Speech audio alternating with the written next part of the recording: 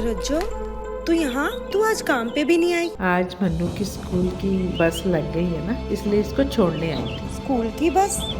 पर तेरा मन्नू तो सरकारी स्कूल में पढ़ता है ना? हाँ जी दीदी, अब सरकारी स्कूलों में 200 बसें चल पड़ेंगी, जिसका फायदा मेरे मन्नू जैसे 10,000 बच्चों को होगा। सरकारी स्कूलों ਨੂੰ भी बहुत शानदार बसां ਅਸੀਂ ਦੇਵਾਂਗੇ। पहले बैच वास्ते 20,000 बच्चे ਦਾ ਅਸੀਂ प्रबंध कर रहे हैं। क्या भारत जोड़ो यात्रा और भारत जोड़ो न्याय यात्रा की तरह राहुल गांधी दिल्ली में भी लगा सकते हैं दिल्ली जोड़ो यात्रा? क्या कांग्रेस को यह एक रामबाण इलाज मिल गया है अपनी राजनीतिक समस्याओं का कि राहुल गांधी आए और वो पदयात्रा करें या चल दें? इस दिल्ली जोड़ो यात्रा से क्या कांग्रेस पार्टी के भाग्य खुल जाएंगे?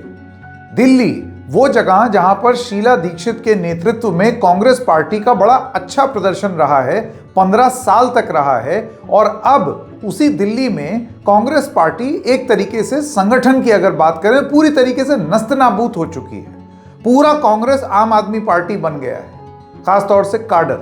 तो ऐसे में क्या राहुल गांधी की दिल्ली में पदयात्रा कांग्रेस को रिवाइव करने के लिए इस चुनाव में कारगर सिद्ध होगी?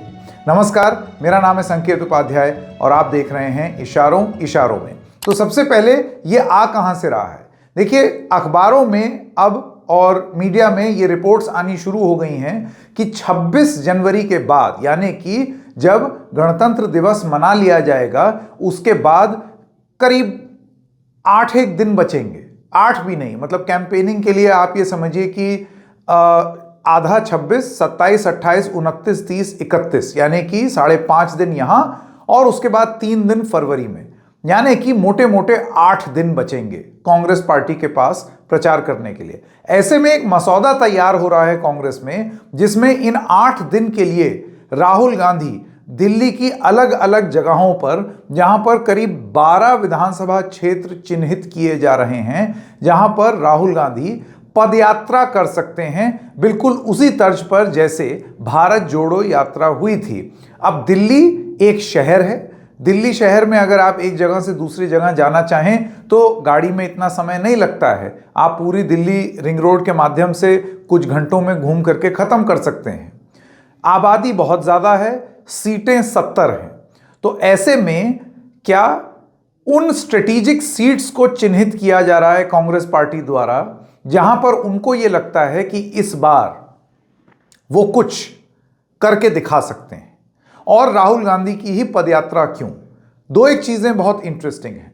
आपको याद होना चाहिए, राहुल गांधी की पहली दिल्ली में रैली इसी चुनाव में, यह माना जा रहा था कि शायद वो बीजेपी पर हमलावर होंगे, आम आदमी पार्टी को बख्श देंगे। क्यों? क्योंकि इंडिया गठबंधन में जब वो थे, अभी भी है गठबंधन, लेकिन हरियाणा में जब गठबंधन करने की बात हो रही थी तो ऐसा बताया जाता है कि राहुल गांधी चाहते थे कि आम आदमी पार्टी के साथ गठबंधन हो जाए।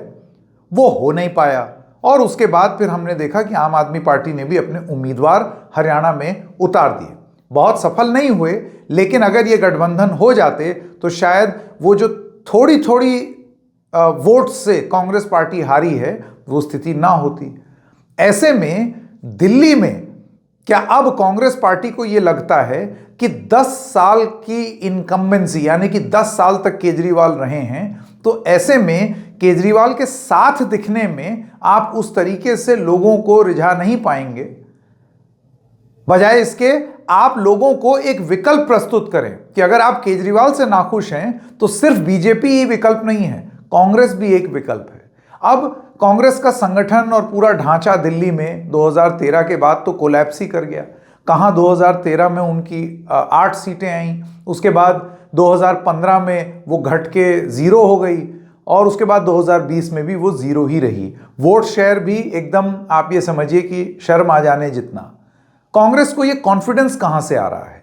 जैसा कि हमने बताया, 10 साल की एंटी इनकम्बेंसी, जिस एक झटके में कांग्रेस का पूरा सिस्टम आम आदमी पार्टी का हो गया दिल्ली शहर में, उस तरीके से क्या आम आदमी पार्टी से छिटके या नाराज लोग सिर्फ बीजेपी का दामन न थामने जाएं, वो कांग्रेस की ओर भी देखें?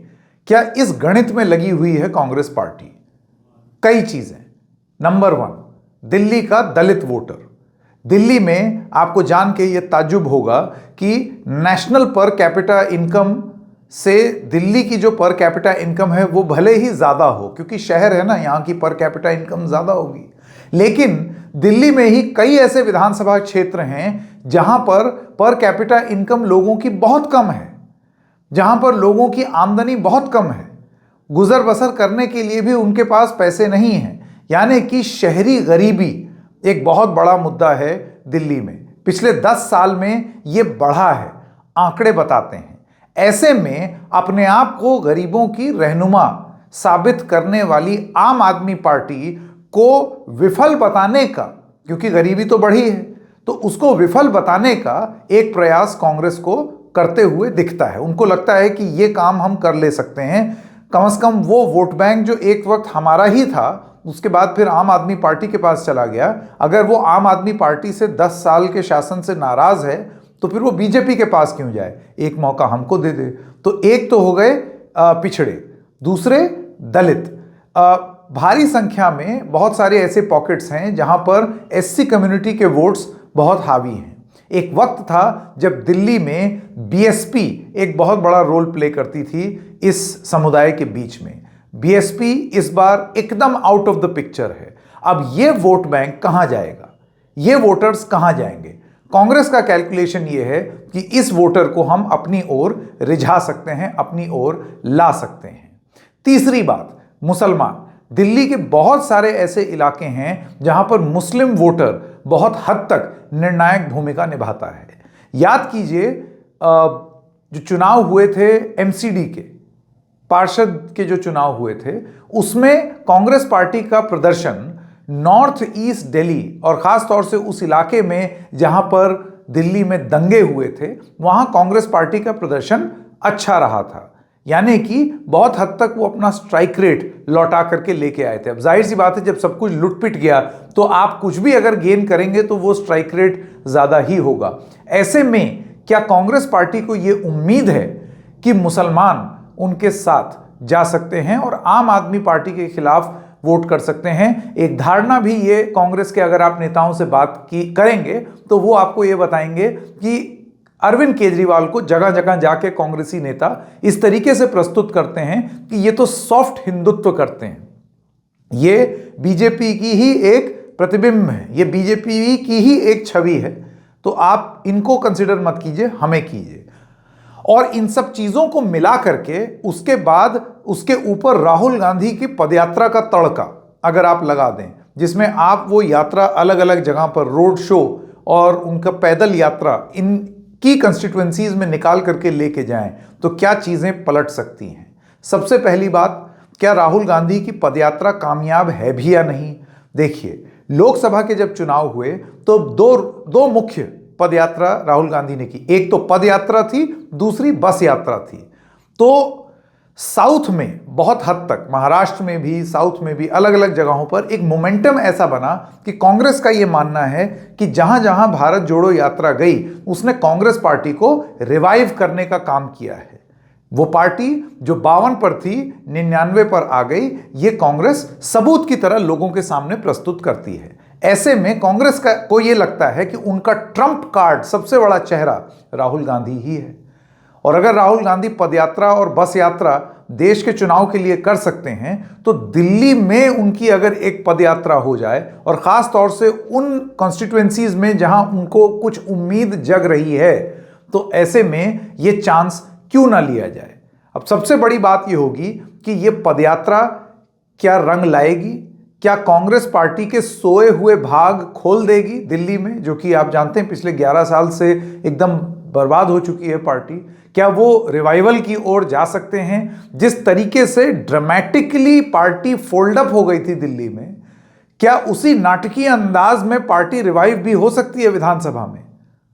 राजनीतिक दल उम्मीद पर दुनिया कायम किए हुए चलते हैं। ऐसे में अगर एक उम्मीद कांग्रेस पार्टी लगा रही है तो यह भी देख लिया जाए, दिल्ली की जनता यह भी देख लेगी। यह पदयात्रा क्या रंग लाएगी, होगी भी या नहीं, इसका प्रारूप क्या होगा, उसको लेकर के आपकी क्या राय है, कमेंट सेक्शन में जरूर लिखिएगा। इशारों इशारों में इतना ही, फिर मिलेंगे किसी और मुद्दे के साथ। तब तक के लिए नमस्कार।